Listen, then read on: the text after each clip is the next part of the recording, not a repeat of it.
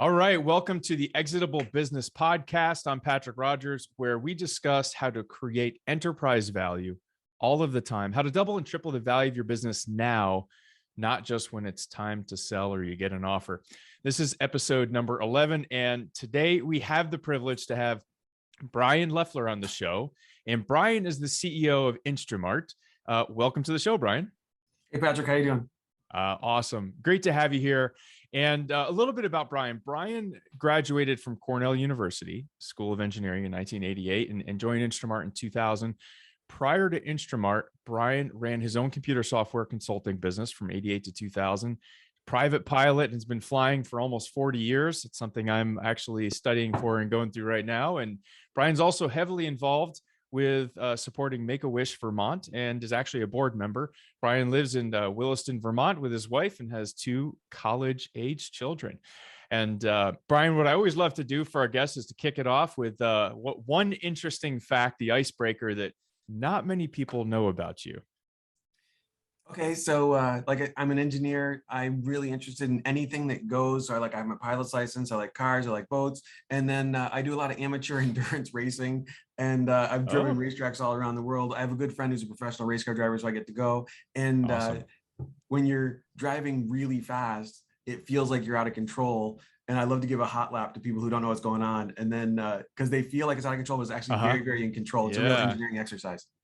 Okay, awesome. Hey, and I don't know if I told you this, but I actually went to RPI, not too far up the road from Cornell. So very close. I am also a recovering engineer. Well, I'm a recovering engineer. So, so Brian, if you would tell us a little bit more about your journey in Instrumart and kind of, led us to where you are today. Yeah. So I've worked at Instrumart now for 22 years. And then I've known the gentleman that started Instrumart started about 34 years ago. And the gentleman that was the founder of Instrumart and myself, we worked at the same company when I got out of college. And then I left to start my own computer software consulting business, and Bob left to start Instrumart. And then along the way, it came to pass that I came to work at Instrumart full time, and I was working on our first e-commerce website for the company. And then when I was on my own consulting business, I got to work with about 100 different companies in New England. And I had a chance to I was sitting in these companies writing code, working on big projects. So I was there for weeks at a time. And I had a chance to watch companies run. And I was watching people work. And I was watching who was happy and who wasn't happy and what was making the company run well. And I started to figure out what, in my opinion, what a good company looked like and what a bad company looked like. Yeah. But then when I got to Instrumart, through a twist of fate, I got some managerial authority really quickly. And then I was starting to figure out what I wanted to make Instrumart be like. And I wanted to make it, my actual goal was I wanted to make it the best place to work in the state of Vermont. And I wanted to have an environment where people would enjoy coming to work on a Monday morning. Because I think that we all spend so much time at work, right? And so if you can get into a little bit of employee engagement or people want to come to work, it impacts our life. Yeah, it's everything. Yeah. So then at the same time that was happening, my son was being born, and we had friends with another family, and their little son was being born, and his name was Mark, and baby Mark died at 14 months old from leukemia. And that was a huge blow to me. We were going through a very parallel process, but at that time, Alon worked for IBM, and IBM had his back like you couldn't believe. And so they told him, you take care of your family, and we're going to take care of you. And so I was saying, oh my God, if we could do the same things at Instrumart, the employee engagement we would get out of that would be incredible. And so that's what we did at Instrumart. I copied that as best I could. And we have 100% employer paid healthcare for the whole family with no deductibles, no copays, and no prescription fees, which is pretty unheard of nowadays. 100% healthcare, 100% paid healthcare. Medical, no copays, no nothing. For your whole family. For your whole family. For your whole family. That is unheard of. Well, there are other companies that do it. It's just rare now. Absolutely. I mean, 10, 15 years ago, every once in a while you hear something like that, or, the days of even companies that pay for 70% or 80%, right? I mean, 100%, that's amazing. Okay. But so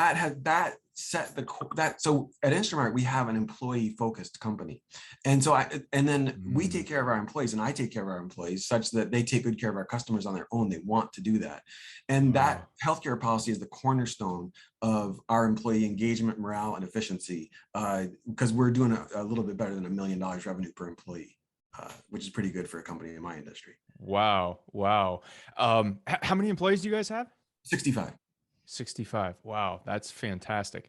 So you're kind of saying that the medical thing is really the cornerstone, if I'm hearing it correctly, that's kind of the cornerstone for the entire employee engagement and when or when the not entire, employees but when the employees feel like the company cares about them and has their back, they will go to considerable lengths to take care of the company. I really feel it's symbiotic. A lot of people probably think I'm crazy. I think I've proven time and again how you can be employee focused and make a lot of money. Every time we've invested in the employees, like we have a gym membership for the whole family for every person that works here too. And these are small things overall, but the people understand the company cares about them, and then they care about the company. And I was telling you, we have no full-time managers. Everyone's very self-motivated. I have this whole culture at the company. I can walk around the company and just ask one sentence, hey, can you please do this? It's done. I never have to check up on it again. It's a very efficient way to run the company. I can imagine.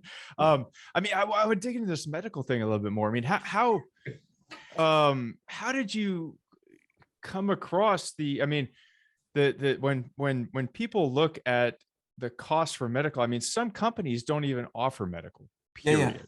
Yeah. I mean, are you paying, is your pay on the upper end of what you would consider the pay scale for given? We pay very well. Our medical policy costs, for 65 employees, our medical policy costs us $1 million per year with the current expense. And I think that's about $17,000 per employee right now. That's very in line with the statewide average for what other companies pay.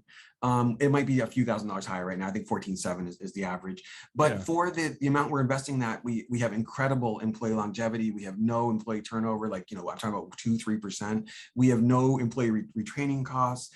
I have people that have been here 20, 25 years helping our customers. They're incredibly knowledgeable. And when a good long-term employee leaves, all that knowledge walks out the door with them. So it's really about investing in the company. The funny thing is, I know what we're talking about today. We're talking about in creating company value. And I think these are the things that create company Absolutely. value. There's no doubt about it. But there's there's got to be so much more, right? I mean, 2 to 3% turnover, industry average is what, 12, 15. I mean, it depends on what it is.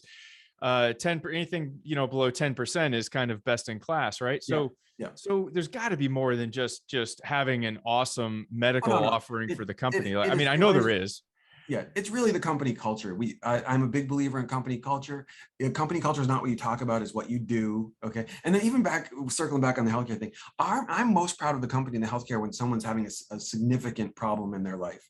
I've had young engineers that have come in, they've had cancer, they're getting married. This is all happening in the same month.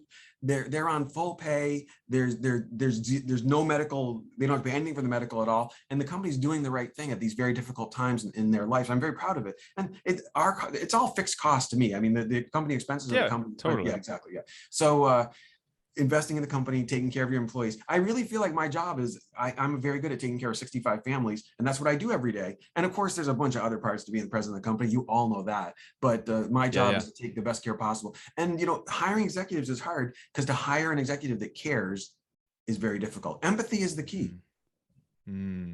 How do you? I mean, you kind of opened up the discussion. How do you go about looking for and finding an executive that has empathy versus not? Yeah, and the funny thing is that we actually have we have an empathetic company, and so we have a bunch of people working here, and then the people are in leadership roles. But they're taking their cues basically from me and from other leaders, and then these people come on, and maybe they might not be that empathetic to start, but you can teach them that over time. Like, we're going to do it this way. This is what the company values, and they can see why over time too. Wow, so especially when they all stay, Patrick. When people stay, we work a lot with some very large billion-dollar vendors, manufacturers, and a lot of people there don't stay in their jobs for very long at all. Like, let's say 24 months, 36 months. So they'll hire a new executive. The person, him or her, is very excited and comes in, and they see what problems are there, and they make a plan and they implement the plan, but they don't stay long enough to see the results of their work. So then the next person comes. So you need to, what I'm trying to say, when you invest and you have a little bit of stability in your management structure, and you want to teach them a value about a company value, the benefit of time allows them to see the results of that. Yeah. Do you try to hire your executives from within, kind of coming up the chain of command, or do you hire outside? We very much promote from within. Okay.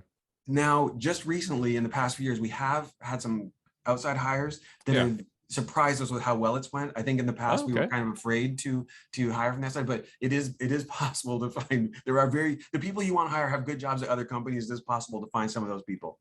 Yeah. Well, and you said before the company culture is what you do. I'd love to dig into that a little bit more. I mean, this 2 to 3% turnover, you're doing some magic, Brian. You guys are making magic there. What do you think are the other things when you think of company culture? I know you described it as what you do. What are some of those things that you guys are doing? Because if I'm a CEO looking to grow my company, and you're talking 2 to 3%, man, lay the magic on me. What are you doing? What's going Okay. on, man? So wait, I have to say, I understand exactly what you're asking, but I have to say that I think that I have a fairly easy job, and that this is a small company with 65 employees, and we're Yeah. still at a size where I can say hello to every person every day. Okay. Mm. I think these are key when they know, and it's not just me, is that everyone knows everyone else. The company, there is company culture, we have company values, everyone knows the mission of the company every day. Our company we're a distribution company. It's very simple. So like that's why we don't have, I say, the full-time manager thing. When people come into work in the morning, they know what they need to do to take care of our customers. And then I have to say that I like to have a lot of fun each day. There's a lot of kidding that goes on. I think the people kind of enjoy that, especially when they interact with me at that level. I have an open door policy on my office. These aren't things I'm just talking about. Everyone will stop by. They'll tell me what's good that day. They'll tell me what's bad. And when you have that level of trust and communication with your employees, you can build a really world-class organization. We were just voted the best place to work in the state of Vermont last year. Now, I can't brag about that too much. Thank you. I can't brag about that too much because it is the state of Vermont. We're very small. But the funny thing is, when we won the award, is actually what I was I'd going brag for. about it all day long. Yeah, it's what I was going for 20 years ago. And Yeah. but that's all done by employee surveys. And if I'm having a bad day, I'll just go back and look at the survey results, because what the people write about the company is absolutely incredible. Man, that's awesome. Yeah. So I mean, it's connecting with your employees on a personal level. It's caring about them. It's having them care about the mission of the company. It's about having them want to care about our customers. All of our paychecks come from the customers. On different things, we have trust. We have a big internet marketing front end, a big website. So we use Trustpilot to Google kind of makes us use Trustpilot to get ratings. And you can go read the Trustpilot ratings on Instrumart. Also, it's phenomenal. That's real hard data about how we're taking care of our customers. And you can see we're doing some things right. So if I'm hearing you correctly, it sounds like what you're saying is it's really just about connecting with the people. It's about not being that leader that's just trying to run the company from reports or from behind a desk. Being out there, open door policy, being next to them. Do you have any kind of like do you go and spend time with each employee separately and anything like that? Or no, well, I mean, we're a little big for that now, but like you talk about, I fully believe in servant leadership. I go out at 4:30. I help load the UPS truck every day. I still do that. The shipping guys love that I go do that. And it is building a personal rapport with your employees. And then when you have that rapport with them, you're teaching them your values and the values of the company in real time. And you can explain to them, like, why are we doing this? And they can ask you, does that make sense? And then when you give them solid logical reasoning, they understand. And it just, keeps the company moving in the right direction. It's amazing, man. I got to be honest with you. When I first started getting into coaching and entrepreneurship and leadership, I thought it was all going to be a business building. It was all going to be about this strategy and this marketing and this sales and this and that and something you go to a course for. And I swear, man, every time the most successful CEOs I talk to, that it's all about empathy. It's all about emotional intelligence and just connecting with the people. It's just a resounding theme. I just finished one, 2 hours ago. It was the exact same theme. Yeah. Hey, Patrick, have you heard of Gary Vaynerchuk? You probably have heard of Gary Vaynerchuk. Absolutely. Have you had him on the show, or could you get him on? Well, I actually just spoke with him, spoke on stage with him a couple months ago, so I could probably get him on. Gary Vaynerchuk, has a lot more celebrity than I do. He actually wrote this great blog article about this key success is kindness and empathy. And yes. I really do believe it. And I do think that good people finish first. Maybe not in the short run. We all know that, where you've done the right thing and you get wrong. But in the long run, you're measured by your actions and how you take care of people and stuff. And it's pretty simple stuff. And then it takes a lot of work. It takes a lot of caring. It takes a lot of effort. Like I say, servant leadership. The shipping guys are no more important or no less important than my job. We need them very badly. The accounts receivable people are the same thing. Every person here has a critical role in keeping the company running and functioning, and take care of them as such. Yeah, I mean, the days of being an asshole, well, they were never cool or never around, but they used to work for whatever reason, but it doesn't work anymore. No, especially days of social media. And sorry, go ahead. No, with the younger workforce, all that's very much gone. Yeah, very much gone. Absolutely. So you were talking before, you were talking about not having any full-time managers. Yeah. Walk me through, or walk us through, how you came upon this this model. Yeah. So I detest make work. And so I like to run things as efficiently as Do you possible. detest make work?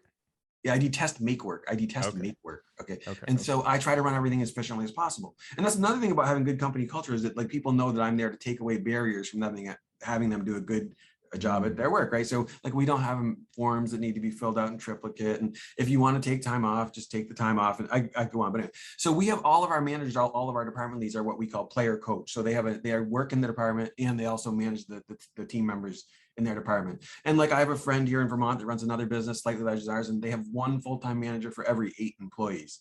That would drive me crazy, the expense of that, to have one person sitting there watching 8 other people work. Yeah. I think in that situation, you might not have the right 8 other people, or they're not aligned, motivated, want to take care of the company. Yeah. So we just evolved this very efficient structure, and I like the efficient structure because that makes profit. So player coach then. So walk me through that. So for each individual team, section, division, whatever, one person on the team is kind of the player and the department coach. lead. Yeah, department lead. And so the biggest teams we have, we like to keep teams about 8 people or less. So we have several teams of 8, and there'll be a department lead who's probably a little bit more senior person.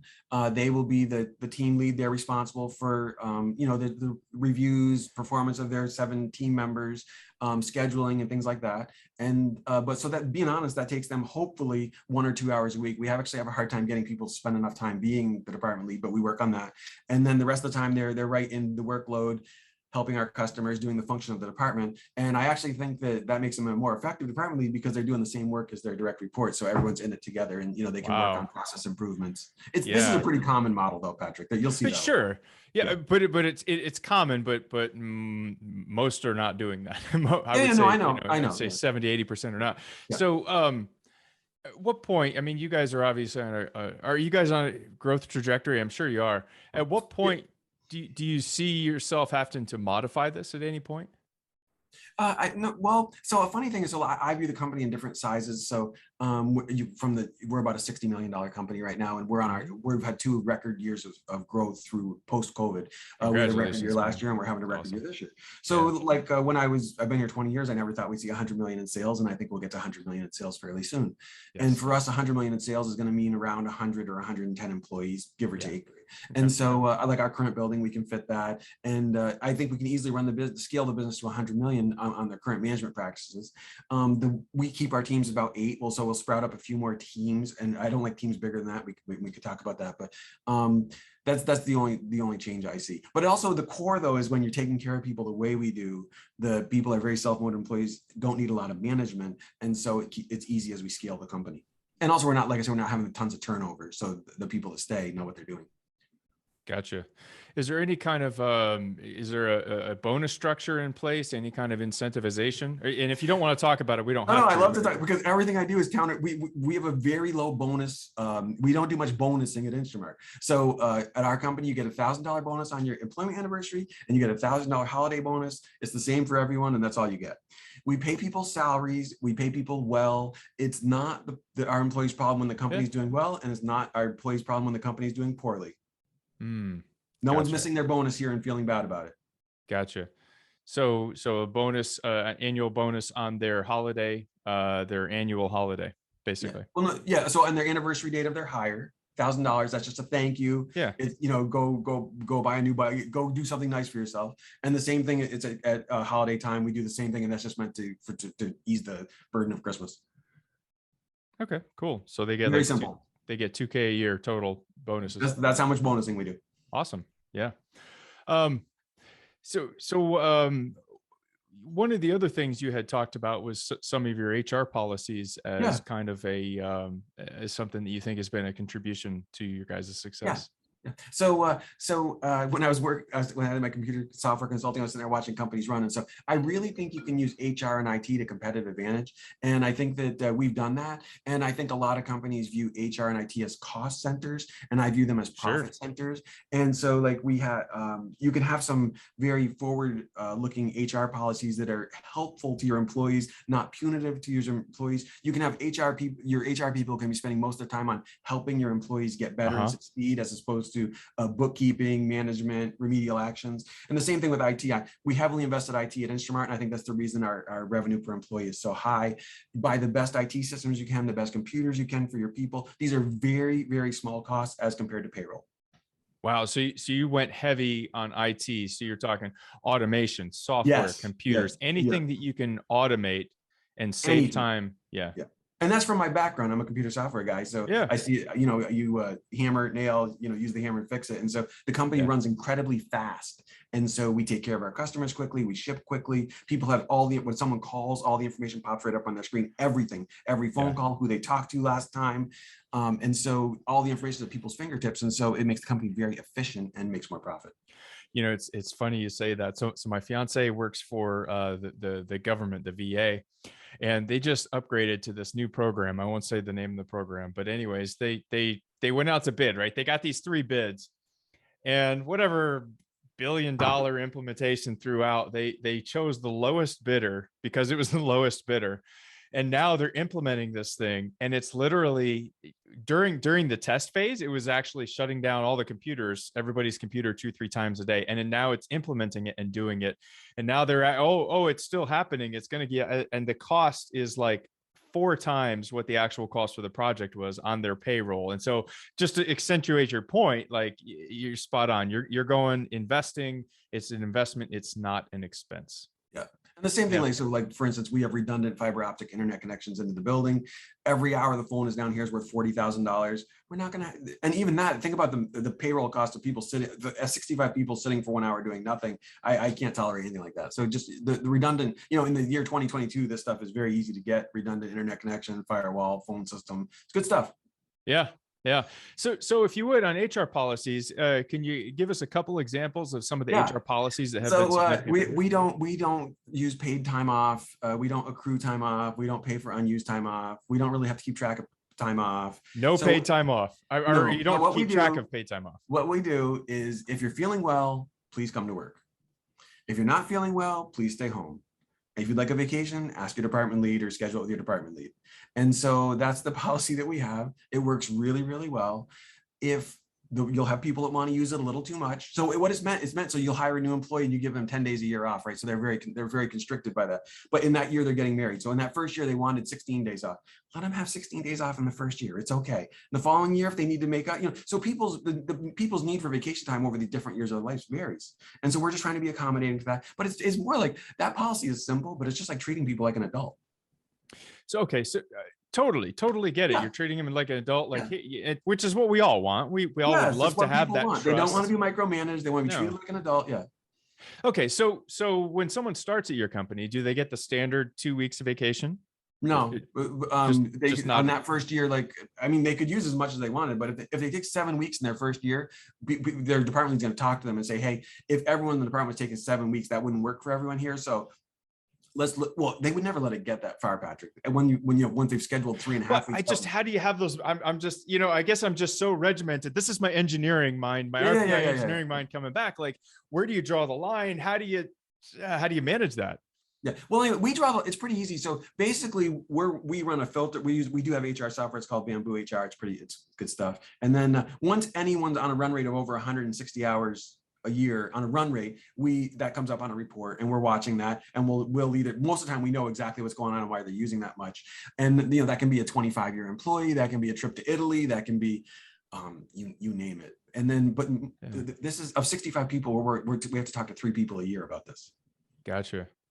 So for that person, and I just want to understand this, for someone who is getting up there in that vacation, are you looking at anything else? I know you're looking at stuff, but how do you determine whether or not an employee is performing up to snuff compared to other employees? Do they have KPIs? What things are you guys looking at?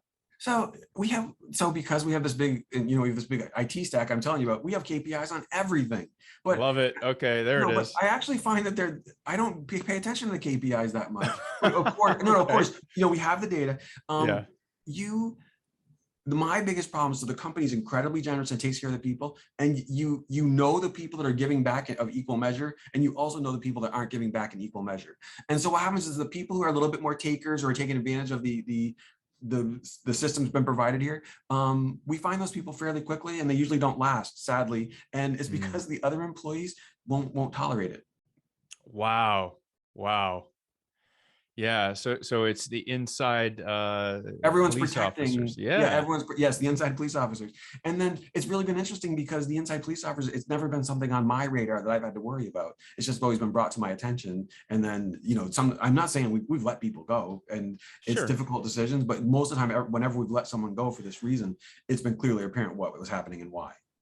Man, that's really phenomenal. It's almost like a self-regulating entity with your people. So we're a sales company, we're a sales distributor, and we have 25 application engineers, and we sell very complicated products. So this sales team is integral to what we do here, and they're all on a shared group commission. They all receive. There's no individual sales effort commission. It's all shared group commission, and so all the engineers receive the same commission. So this is very aligning to the engineers, because like if someone knows more about a different technology, they're happy to pass the call over, because everyone wants to close more business. Or if someone's out on vacation, another engineer is happy to cover because they're all getting paid on every shipment. But once again, they self-police everyone's productivity. I've never even had to worry about it, because the engineers they know who's producing, they know who's not producing, and they'll either ride the non-producers to correct their situation, or teach them or help them, or they fall off the wagon.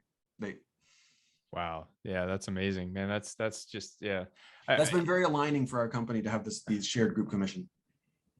Right. Yeah. Because it eliminates a lot of that competitiveness, me versus them. It's us working together. Yeah. And that's one of the things I work with. Have you ever heard of The Great Game of Business? No. No, it's a great book. I refer you to read it, but it's I'm a certified coach with their system. And that's one of the things that even their sales teams don't get commission over and above what any of the other employees in the company. And that's one of the things that's kind of the cornerstone, is that everybody shares in the success when we do. I know at some point here you're going to ask me a question about like, what is my great advice for other people? And I can tell you one piece of advice is you have to compensate people in alignment with your company goals and values, because that's the biggest. If you don't do that, you're going to have problems, and people will do what they're compensated for and not what you want them to do. So give me an example. What do you mean? You have to compensate people in alignment with your goals and values. Is that what you said? Okay. So like, for instance, on individuals, so like at my company, let's just say we compensated people on individual sales effort. Or let's say we had a contest, and whoever wrote the most quotes this month gets some metric, right? So some people, a number of people here are going to just concentrate solely on writing quotes to get that bonus. And then every other function of their job, they're not going to do or let someone else do. So you're not helping your customers, you're not helping your company, but someone's getting an extra $1,000 in their paycheck because people behave according to how they're compensated. Yeah, totally. Yeah. Awesome. Well, man, we went through a ton of stuff. We've talked about so far some of these big picture medical costs, a company that does no medical costs, no middle managers, really company culture, getting out and just being one with the people, really being emotionally intelligent, empathetic. And some of these HR managers, basically, hey, you want to take an extra week? Take an extra week. No, and going heavy on IT. I love that. Anything else that we haven't talked about today, Brian, that you think is something that has been a key to your success? And if not, that's fine. We hit on a lot of stuff. Hey, the one thing I want to say though is just it sounds like utopia, and I actually think it is utopia. But when that employee comes for the third time asking for the extra week, we say no. You have to say no sometimes, right? But like I'm telling you, in general, you don't need to say no, because people are very reasonable in their requests. Yeah. Well, and it's amazing what people will do when you give them the faith and trust that they're going to treat it and act like an adult. Is they do. Yeah, they do. They do. And the problem is that most of business and company, most companies out there, they don't even extend that courtesy to them. They don't even get a chance to have that. Oh, and also we all know, big company operating policies, like, everyone went home for COVID, and so people went home and you start installing monitoring software on their home PC to see how much they're working and how much that stuff is ridiculous, Patrick. And that's why people don't trust the company. And that's why, it's either you're trusting your employees and they're trusting you back and you're getting results, or you're doing this hyper, surveillance state monitoring of everything with it's just a different way to run it. Yeah. Totally, man. Brian, well, it's great having you on the show. There's just been such awesome things here. How can people get a hold of you if there's any questions? Any up and coming CEOs have any questions? If it's okay for them to reach out to you or reach out for Instrumart services, how could they get a hold of you? Well, the website's instrumart.com, Instrumart. I'm on there. The 800 number is 800-235-8367. If they call and they want to talk to me, just say it's so-and-so and I heard Brian on the podcast, they'll put the call through. Otherwise, they won't put the call through. And then my email address is bleffler@instrumart.com. That's BLEFF, like Frank, LER @instrumart.com. And I'm happy to hand out advice. My funny story for the end is that we have just went through a sale process. So the company has recently been valued. So everything that I've been talking about that we built over 20 years, we got an incredible multiple for the company. The people that bought us were floored by it, and they're coming to grips with what they've purchased. They're wrapping their heads around it. Oh, we didn't even dive into that. So you just sold the company. Yeah. Closed on June 6th. Okay. Well, you know what? I remember that now. We might have to have another follow-up episode and dive into that. That's totally fine. Yeah. Very cool. Awesome. Well, hey, Brian, again, thanks for being on the show. Thanks for tuning in to our listeners. Thanks for tuning into the podcast. Please hit like and subscribe and help us spread the word about the show and what we're doing here. With that, I'm Patrick Rogers with the Exitable Business Podcast, and we'll see you in the next episode. Thanks a lot. Thank you, Patrick.